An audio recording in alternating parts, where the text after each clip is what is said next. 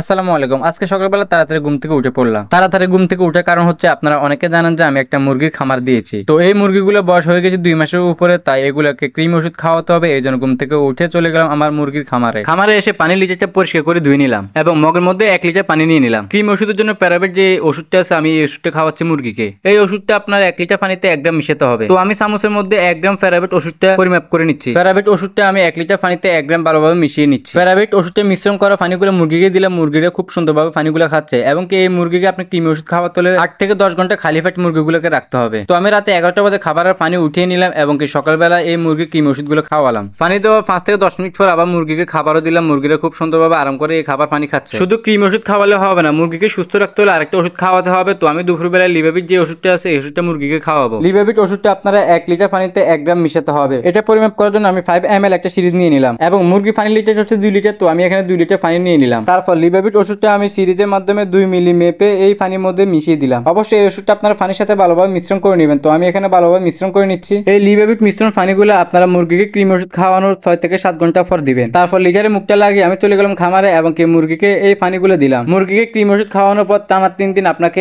এই লিভাবিট ওষুধ মিশ্রণ পানি খাওয়াতে হবে। ফার্মে মুরগি দুপুরবেলা খাবারটা আমরা নিজেরাই তৈরি করি। তো এক্ষেত্রে আমরা যে খাবারটা দিই সেটা হচ্ছে হাঁসের শাককে কুচু কুচু করে কেটে নিই এবং কি আমরা যে ফিড খাওয়াই ওই ফিড অল্প পরিমাণ কিছু এই হাঁসের শাকের সাথে মিশ্রণ করে দিই। তো হাঁসের শাক আর ফিডে মিশ্রণ করা খাবারটা আমি একটা বস্তার উপরে দিয়ে দিচ্ছি যেন খাবারটা নিচে পড়লেও মুরগি যেন সুন্দরভাবে খাবারটা খেতে পারে। এই ফার্মে মুরগিগুলো শাক লতা পাতা খেতে খুবই পছন্দ করে, তাই এই জন্য দুপুরবেলা প্রতিদিন আমরা এই শাক লতা পাতা খাওয়াই মুরগিগুলোকে। ওকে, আজকের জন্য বিদায় নিচ্ছি। এখানে দেখা হচ্ছে নতুন কোনো ভিডিওতে।